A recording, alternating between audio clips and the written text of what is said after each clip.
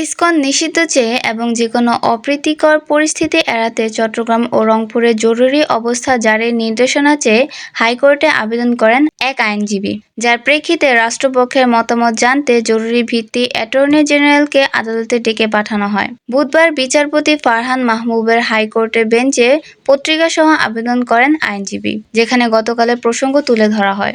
আদালতে এসে attorney general বলেন, সারা দেশে মানুষের মতো আমারও হৃদয়ে রক্তক্ষরণ হচ্ছে, কিন্তু এই বিষয়ে এখনই কোনো সিদ্ধান্ত যেন আদালত না দেয়, কারণ সরকারই এরই মধ্যে ব্যবস্থা নেওয়া শুরু করেছে।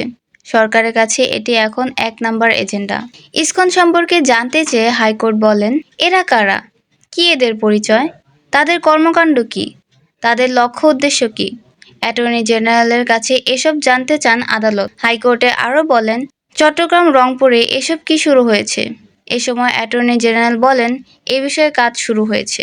পরে হাইকোর্টে বিকেলের মধ্যে বিস্তারিত জানাতে বললে অ্যাটর্নি জেনারেল ১ দিনের সময় চান।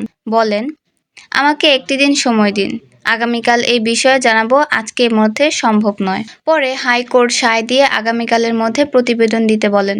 তবে কোনোভাবেই যেন আইনশৃঙ্খলা পরিস্থিতি অবনতি না হয় সেদিকেও খেয়াল রাখতে বলেন।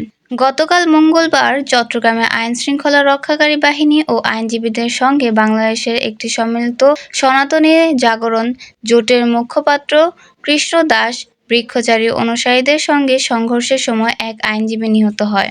জামিন নামঞ্জুর করে কারাগারে নেওয়ার পথে চিন্ময় অনুসারীরা আইনশৃঙ্খলা রক্ষাকারী বাহিনীর উপর হামলা করে তাকে ছিনিয়ে নেওয়ার চেষ্টা চালায়। এ সময় তারা আদালত চত্বরে অবস্থিত মসজিদে ভাঙচুর চালায়। এক পর্যায়ে আইনজীবী সাইফুল ইসলাম আলিফ তাদের বাধা দেন। সাইফুলকে ধরে নিয়ে আদালতের প্রধান ফটকের বিপরীতে রঙ্গম টাওয়ারের সামনে নিয়ে যাওয়া হয়। সেখানে তাকে কুপিয়ে গলা কেটে হত্যা করা হয়।